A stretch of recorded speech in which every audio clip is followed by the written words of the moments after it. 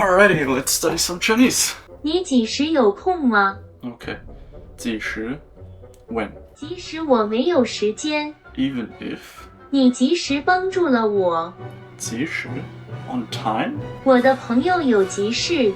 及时 I thought 及时 means when. 即使你喜欢吃鸡食，我也不会及时做。Even though I studied Chinese for a year already, I still can't watch any Chinese movies or listen to Chinese music. Though I have a playlist with Chinese music, and sometimes I do understand a few bits and pieces. 我知道 What? It's still just too fast and my little brain just cannot process it in time. One of the things I say most often to my Chinese friends is 你说得太快了请慢慢地说 because it's literally just too fast. I have a very good comparison for you guys. I studied Latin in school for 3 years, and in that time I never heard somebody actually speak Latin, or I never spoke it myself, because in school it was really just about translating, about grammar and all that boring kind of stuff. So we always read ancient texts like Ovid's Metamorphoses. It was such a nice time. So I know a couple hundred words and I know the grammar pretty well, but I don't know any conversational phrases as they were used back then in the ancient Roman Empire, because that was really not the focus in school. Now I finished school already 2 years ago and I decided to still keep my Latin fresh every now and then. I don't want to lose that knowledge. So, you know, sometimes I read my Bible in Latin with the Vulgata Latina translation, or I was teaching a kid Latin, so that tutoring also gave me some freshness. Cyrus führt einen Sklaven. Kleiner Tipp, das wäre richtig, wenn dort stünde Cyrus servum, also wenn stünde, aber da steht servus.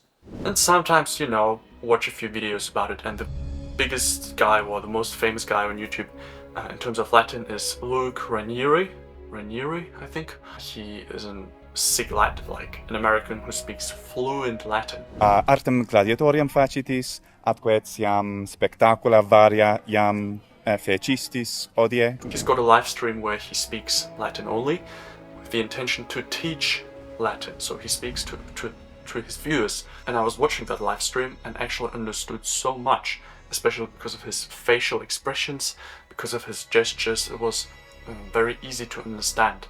For example, he was saying stuff like Haec est mea manus, and you can guess what it means. This is my hand. I was surprised that I understood so much, even though I never heard somebody speak fluent Latin before. Even though I exposed myself to Chinese every single day, and that already for longer than a year, I still don't understand Chinese people. When my Chinese friends send me an audio message, often I have to listen to it 2 or 3 times to fully understand what they were saying. Sometimes, of course, it's easy because they use fixed phrases, and thankfully they speak slowly and clearly for me. I remember one of my friends asked me recently, 哥哥，你吃饭了吗? Brother, did you eat? So that was fairly easy to understand. 哥哥，你吃饭了吗？ But then sometimes they send like 50-second audios, and that's not that easy. 就是很像饺子的一种，但它不是饺子。 Actually, I want to give you an illustration, a live example. I was watching that video yesterday, which is like a Chinese Q&A. Here, from this menu, you can see I watched like halfway through in a bit. It was yesterday in the evening, I was very tired, so I went to bed. And what I'll do now is I'll just continue listening to it, but try not to look at the characters. And then you see live what I mean by the difficulties I have understanding Chinese people speak. I think it's a bit quiet, so come a bit close. Okay, I'll try not to look. 因为很多人还是很因为很多人 because many people 敏感的。因为很多人还是很敏感的。还是很 still are, and then there's a word which I don't know. 敏感的 sensitive. I don't know that word. 当然，当然 easy word, of course. 我觉得挺友好的呀。我觉得 I think 当然，我觉得挺友好的呀。挺友好的。Now, this is what I mean. It sounds like 听 to listen, but I think she says 挺好, which means extremely or very. 当然，我觉得挺友好的呀。挺友好的. Yeah, that's the one that I meant. 他说这是文他说这是 he says this is 化问题。花问题. Huh? 花 means flower. 问题 question or problem. Now I have to look at the characters. 我总觉得自己是次要的. I know every single word, but I couldn't put it together. 次要的。他说这文化 culture. 这是文化问题。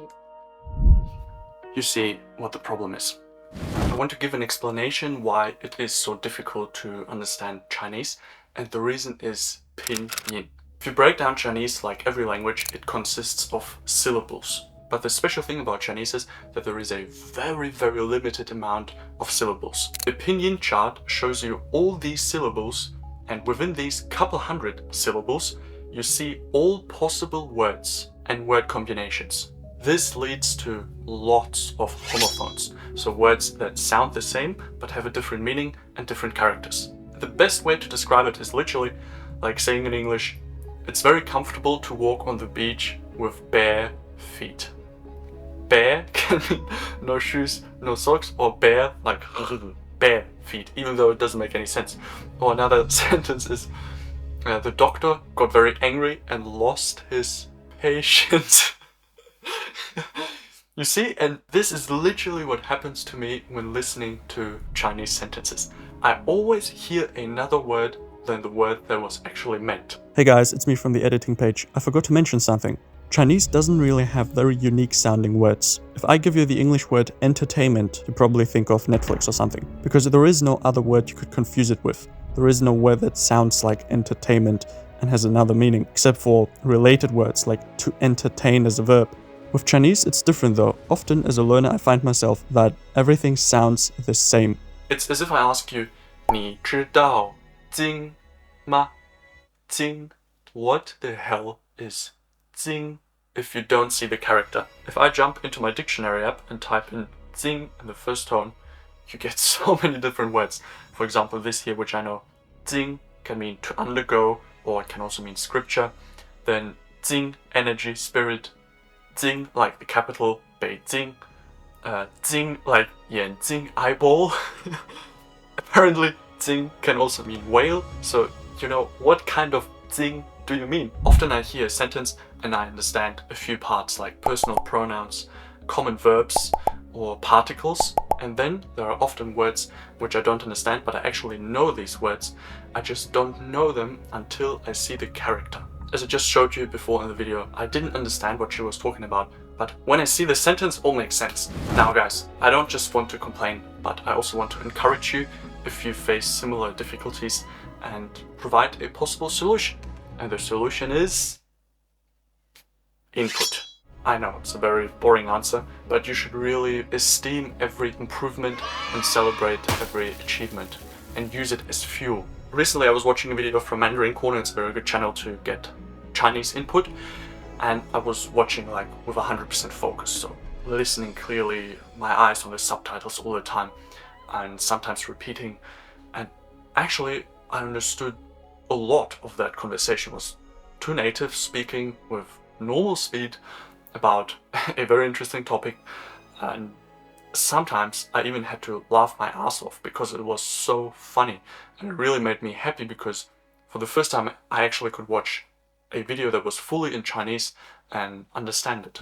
Now the only exercise I can really give you is just watch Chinese videos and just jump into it, even if you have to replay 5 times and watch the whole video again after a couple of weeks, after you know more words and improve a bit. A few years ago, when I was still back in Germany and my English was really bad, I started watching Peaky Blinders in English with British accent. It was even more difficult to understand, but I literally didn't understand anything, less than 50%. And if you only understand half of what is being said, often there are missing words in a sentence. You can't guess the meaning of the sentence, so you basically don't understand anything. And I was so angry, I was so frustrated because I didn't understand anything. And it seems to be a common problem because there are many videos about that issue, that you don't understand a language, but if you watch or look at the subtitles, you do understand. And just recently I saw a post from somebody on Hello Talk. She was saying, 来了1年多还是听不懂别人说话. So even though I came over a year ago, I still don't understand other people. She lives in Australia, and then I commented this here, which I would like to read out to you. Boy, I know exactly what you mean. It can be so frustrating. I had so many moments where I just felt... Field? Why did I say field? See my own mistakes. Where I just felt useless and misunderstood. It even brought me close to just giving up and thinking I'm too stupid for that. But I can guarantee you, you are not too dumb for that or anything. Many people learned English up to fluency and improved their listening ability. And they have the same brain as you, so everyone can do it. Give it some more time. I promise it will get better. You cannot become worse. Even if the progress is slow, you only go up and not down. Later, in hindsight, you will realize that all the frustration was part of the journey and necessary to get where you are. Stay strong. This is just as a word of encouragement. And back to that Peaky Blinders topic. What happened? A few years have passed. Not much has changed, at least visibly. My hair grew a bit longer. I have a little beard. But what really happened is I consumed lots of English content. And if it worked with English, that I don't have any difficulties at the moment understanding English people, then why would it not work with Chinese? Many people managed that. They learned Chinese up to fluency. And as I said in the comment already, they have the same brain as I have, so I should also be able to do that. All I need is just time. It is really about developing your brain. You get better and better at recognizing patterns and the context. This is literally the key. In order to understand what word was just being used, you have to scan the context, because the context supplies you the answer. But in the beginning, you are very slow at doing that. So as a summary, one could say, learning a new language is nothing but drilling your brain to recognize the meaning quicker until it becomes a natural process. Alright guys, that's basically it. I hope that helps, and I'll see you next time. Bye bye, auf Wiedersehen, до свидания, Wally, 再见.